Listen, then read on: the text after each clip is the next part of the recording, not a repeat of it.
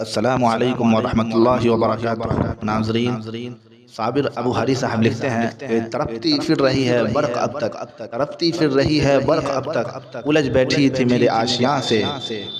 अफजल खान साहब लिखते हैं, ज़रा ये दूसरा मिसरा दुरुस्त फरमाएं, ज़रा ये दूसरा मिसरा दुरुस्त फरमाएं, मेरे मकान पे लिखा है घर बराए फ़रोख्त। खुमार बाराबंकी साहब लिखते हैं, हम भी कर लें जो रोशनी घर में, हम भी कर लें जो रोशनी घर में, फिर अंधेरे कहाँ क़याम करे।